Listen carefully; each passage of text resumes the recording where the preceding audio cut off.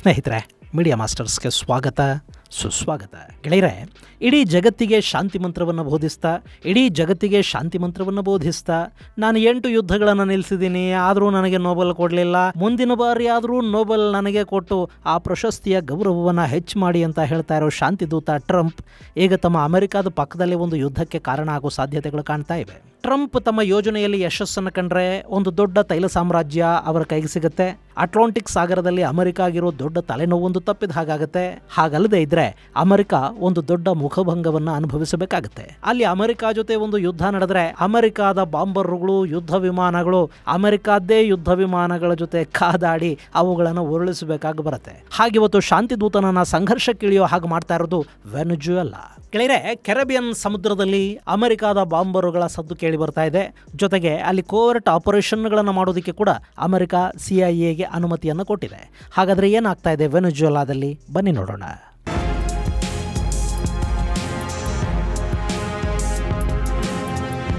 ಗೆಳೆಯರೆ, ಒಂದು ದೇಶ ಜಾಗತಿಕ ನಾಯಕನಾಗಿ ನಿಂತ್ಕೋಬೇಕು ಅಂದ್ರೆ ಮೊದಲು ಅದರ ಸುತ್ತಮುತ್ತಲಿನ ದೇಶಗಳದನ್ನು ಒಪ್ಪಬೇಕು. ಆ ದೇಶ ತಾನಿರೋ ಖಂಡದಲ್ಲಿ ಒಂದು ಸ್ಥಿರ ಮತ್ತು ಪ್ರಶ್ನಾತೀತ ನಾಯಕತ್ವವನ್ನು ಹೊಂದಬೇಕು. ಇನ್ನು ಯಾವುದೇ ದೇಶ ಹಾಗೆ ಜಾಗತಿಕ ಶಕ್ತಿ ಆಗೋದನ್ನು ತಡಿಬೇಕು ಅಂದ್ರೂ ಅಷ್ಟೇನೆ ಸಿಂಪಲ್ ಆಗಿ ಅದರ ಸುತ್ತಮುತ್ತ ಶತ್ರುಗಳನ್ನು ಸೃಷ್ಟಿ ಮಾಡಿ ಸಾರ್ವಭೌಮತ್ವಕ್ಕೆ ಸವಾಲೆಸೆಯೋ ಥರದ ಘಟನೆಗಳು ನಿರಂತರವಾಗಿ ನಡೀತಿರೋ ಹಾಗೆ ನೋಡಿಕೊಂಡ್ರೆ ಸಾಕು. ಅದನ್ನು ಅಮೆರಿಕ ಹಾಗೂ ರಷ್ಯಾಗಳು ಸಾಕಷ್ಟು ವರ್ಷಗಳಿಂದ ಪರಸ್ಪರ ಮಾಡ್ಕೊಳ್ತಾ ಬರ್ತಾ ಇವೆ.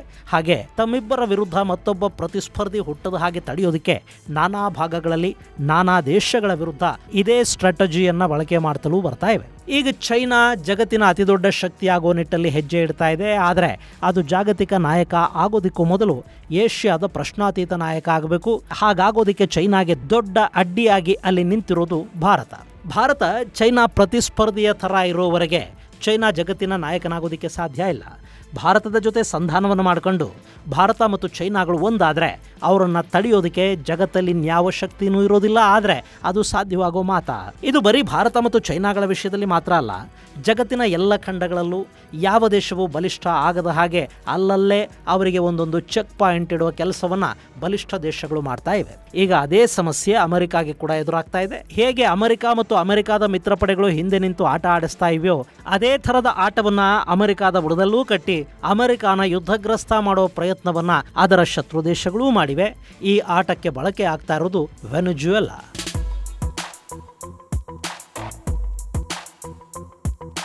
ಗೆಳೆಯರೆ, ವೆನೆಜುವೆಲಾ ಅಂದ್ರೆ ನೀವಿಲ್ಲಿ ಮ್ಯಾಪಲ್ಲಿ ನೋಡ್ತಾ ಇದ್ದೀರಲ್ಲ, ಇದು ಇಲ್ಲಿ United socialist party ಅಧಿಕಾರದಲ್ಲಿದೆ. Nicolas Maduro ಈ ದೇಶದ ಅಧ್ಯಕ್ಷರಾಗಿದ್ದಾರೆ. ಇಲ್ಲಿ ಆಳ್ವಿಕೆ ಮಾಡ್ತಾ ಇರೋದು ಸೋಷಲಿಸ್ಟ್ ಪಕ್ಷ. ಹೀಗಾಗಿ ಸಹಜವಾಗಿ ಅವರಿಗೆ ಕ್ಯಾಪಿಟಲಿಸ್ಟ್ ದೇಶಗಳ ಜೊತೆ ಹೊಂದಾಣಿಕೆ ಆಗೋದಿಲ್ಲ.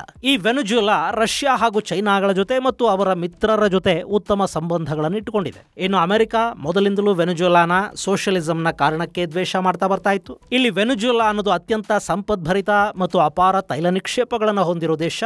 ಈ ತೈಲವನ್ನು ನಂಬಿಕೊಂಡೇ ದೇಶದಲ್ಲಿ ಅತಿಯಾದ ಸೋಷಲಿಸಂ ಅಂದ್ರೆ ಸಮಾಜವಾದವನ್ನ ಅಳವಡಿಸಿಕೊಳ್ಳೋದಕ್ಕೆ ಹೋದ ವೆನೆಜುವೆಲಾ ಇವತ್ತು ಅತ್ಯಂತ ಬಡತನದಲ್ಲಿ ನಲಗಬೇಕಾಗಿ ಬರ್ತಾ ಇದೆ. ಗೆಳೆಯರೆ, ಇವತ್ತು ನಮ್ಮ ನಾನಾ ಸರ್ಕಾರಗಳು ಚುನಾವಣೆಗಳು ಬಂದ ಕೂಡಲೇ ಅದು ಫ್ರೀ, ಇದು ಫ್ರೀ, ನಿನಗೂ ಫ್ರೀ, ನನಗೂ ಫ್ರೀ ಅಂತ ಹೇಳ್ತಾ ಹೋಗುತ್ತವಲ್ವಾ.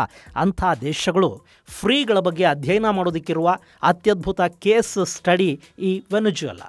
ತೈಲದಿಂದ ಅವರಿಗೆ ಅಪಾರ ಪ್ರಮಾಣದ ಆದಾಯ ಬರ್ತಾ ಇತ್ತು. ಅದನ್ನು ನಂಬಿಕೊಂಡು ವೆನೆಜುವೆಲಾ ತನ್ನ ದೇಶದ ನಾಗರಿಕರಿಗೆ ಎಲ್ಲವನ್ನ ಫ್ರೀ ಕೊಡ್ತಾ ಹೋಯಿತು. ಜನರ ಮೇಲೆ ಯಾವ ಭಾರವೂ ಬೀಳದ ಹಾಗೆ ನೋಡಿಕೊಳ್ಳೋ ಪ್ರಯತ್ನವನ್ನು ವೆನೆಜುವೆಲಾ ಮಾಡ್ತು. ಆದರೆ ತೈಲ ಬೆಲೆಯಲ್ಲುಂಟಾದ ಏರುಪೇರು ಆ ದೇಶದ ಆದಾಯಕ್ಕೆ ಹೊಡೆತ ಕೊಡ್ತು. ಅದಕ್ಕೆ ಸರಿಯಾಗಿ ಇವರು ಸೋಷಲಿಸಂ ಹೆಸರಲ್ಲಿ ರಷ್ಯಾಗೆ ಹೆಚ್ಚು ಹತ್ತಿರ ಆಗ್ತಾ ಹೋದರು. ಅದೂ ಅಮೆರಿಕಾನ ಕೆರಳಿಸ್ತು. ಅಲ್ಲಿನ ಅಧ್ಯಕ್ಷರಾಗಿದ್ದ ಹ್ಯೂಗೋ ಚಾವೆಜ್ ಅಮೆರಿಕಾದ ಏಜೆನ್ಸಿಗಳಿಗೆ ವೆನೆಜುವೆಲಾದಲ್ಲಿ ಅನುಮತಿಯನ್ನು ನಿರಾಕರಿಸಿದ್ರು. ಸಾಧ್ಯವಾದಷ್ಟು ತಮ್ಮ ದೇಶವನ್ನು ಅಮೆರಿಕಾದಿಂದ ದೂರ ತಗೊಂಡು ಹೋದ್ರು. ಈ ಎಲ್ಲ ಕಾರಣಗಳಿಂದ ಕೆರಳಿದ ಅಮೆರಿಕ ಅಲ್ಲಿ ಚಾವೆಜ್ ವಿರುದ್ಧ ಪರ್ಯಾಯ ನಾಯಕತ್ವವನ್ನು ಬೆಳೆಸುವ ಪ್ರಯತ್ನವನ್ನು ಮಾಡಿತು. ಚುನಾವಣಾ ಅಕ್ರಮಗಳ ಹೆಸರಲ್ಲಿ ಪ್ರಜಾಪ್ರಭುತ್ವದ ರಕ್ಷಣೆಯ ಮಾತಾಡ್ತಾ ಹೋಯಿತು. ಮುಂದೆ ಚಾವೆಜ್ ಅವರ ಉತ್ತರಾಧಿಕಾರಿಯಾಗಿ ನಿಕೋಲಸ್ ಮಡುರೋ ಬಂದರು. ಅವರೂ ಅಮೆರಿಕಾನ ಹತ್ತಿರ ಬಿಟ್ಕೊಳ್ಳಿಲ್ಲ. ಅಮೆರಿಕಾದ ನಿರ್ಬಂಧಗಳು ವೆನೆಜುವೆಲಾದ ಆರ್ಥಿಕತೆಯನ್ನು ಪ್ರಪಾತಕ್ಕೆ ತಳ್ಳಿದ್ವು. ಅಲ್ಲಿ ತೈಲ ಹೊರತೆಗೆಯೋದರ ಮೇಲೆ, ಮಾರಾಟದ ಮೇಲೆ ಕೂಡ ಅಮೆರಿಕ ನಿರ್ಬಂಧಗಳನ್ನು ವಿಧಿಸಿತು. ಒಂದು ಕಾಲಕ್ಕೆ ತನ್ನ ಎಲ್ಲ ಪ್ರಜೆಗಳಿಗೂ ಎಲ್ಲವನ್ನು ಉಚಿತವಾಗಿ ಕೊಡೋ ಶಕ್ತಿಯನ್ನು ಹೊಂದಿದ್ದ ವೆನೆಜುವೆಲಾ ಈಗ ತೈಲ ಸಂಪತ್ತಿದ್ರೂ ಕೂಡ ಅದನ್ನು ಖರೀದಿ ಮಾಡೋ ದೇಶಗಳಿಲ್ಲದೆ ಆದಾಯದ ಮೂಲ ಸಂಪನ್ಮೂಲಗಳು ಕಡಿಮೆಯಾಗಿ ಅತ್ಯಂತ ಬಡ ದೇಶವಾಗಿ ಕಾಣಿಸ್ಕೊಳ್ತಾ ಇದೆ. ಇಂಥ ವೆನೆಜುವೆಲಾ ಮೇಲೆ ಈಗಲೂ ಅಮೆರಿಕದ ಕಣ್ಣಿದ್ದೇ ಇದೆ ಮತ್ತು ಡೊನಾಲ್ಡ್ ಟ್ರಂಪ್ ತಮ್ಮ 2ನೇ ಅವಧಿಯಲ್ಲಿ ಹೇಗಾದರೂ ಸರಿ ವೆನೆಜುವೆಲಾ ಮೇಲೆ ಅಧಿಕಾರವನ್ನು ಸ್ಥಾಪಿಸಿ ಬಿಡಬೇಕು ಅಂತ ಹೊರಟಿದ್ದಾರೆ.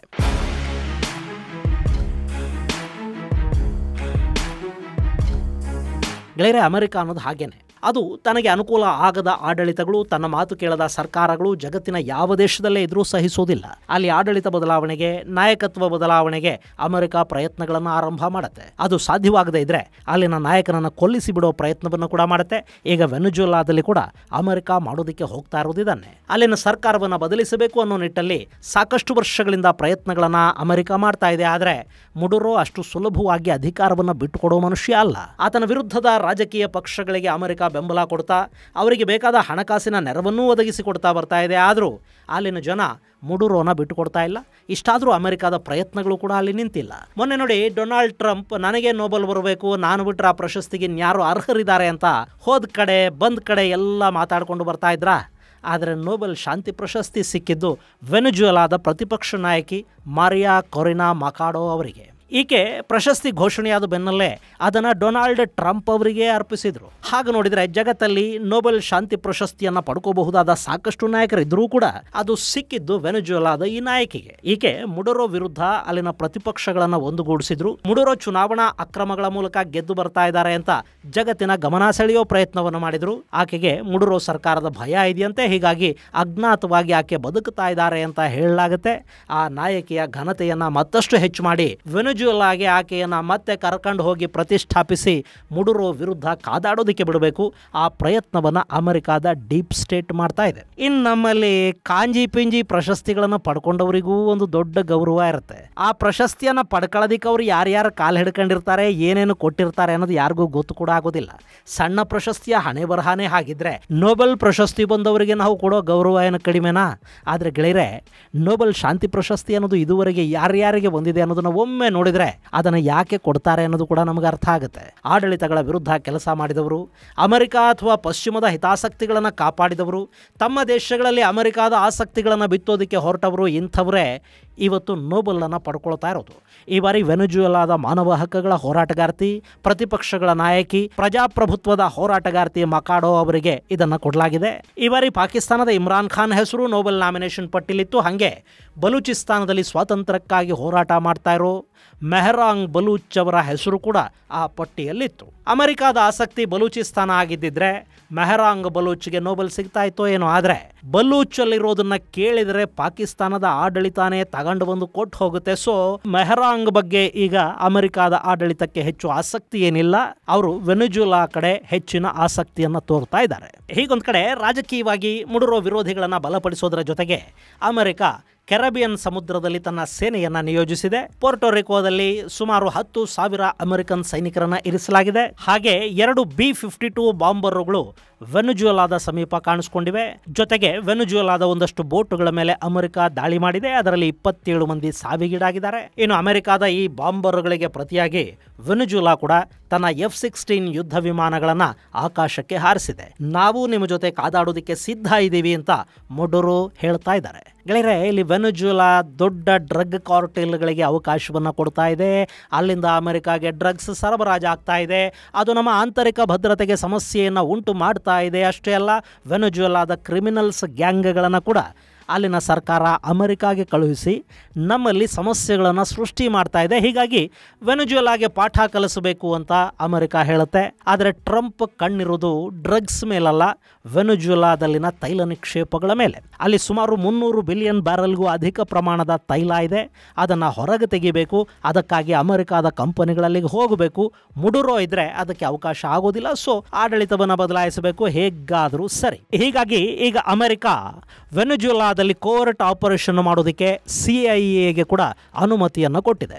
ಒಂದು ದೇಶದಲ್ಲಿ CIA ಕೋವರ್ಟ್ ಆಪರೇಷನ್ ಮಾಡೋದು ಅಂದರೆ ಅಲ್ಲಿನ ಸರ್ಕಾರವನ್ನು ಪದಚ್ಯುತಗೊಳಿಸೋದಕ್ಕೆ ಬೇಕಾದ ಪ್ರಯತ್ನಗಳನ್ನು ಮಾಡೋದು. ಅದು ಸಾಧ್ಯ ಆಗಲಿಲ್ಲ ಅಂದರೆ ಆ ದೇಶದ ನಾಯಕನನ್ನು ಕೊಲ್ಲಿಸಿ ಬಿಡುವ ಪ್ರಯತ್ನಗಳನ್ನು ಮಾಡೋದು.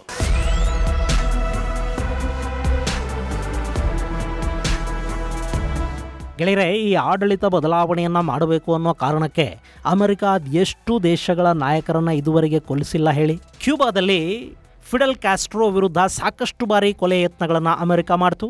ಲಿಬಿಯಾದ ಗಡಾಫಿ ವಿರುದ್ಧ ಕೂಡ ಅಮೆರಿಕ ಇಂಥ ಅನೇಕ ಪ್ರಯತ್ನಗಳನ್ನು ಮಾಡ್ತು. ಸದಾಮ್ ಹುಸೇನ್ನನ್ನ ಕೊಂದೇ ಹಾಕ್ತು.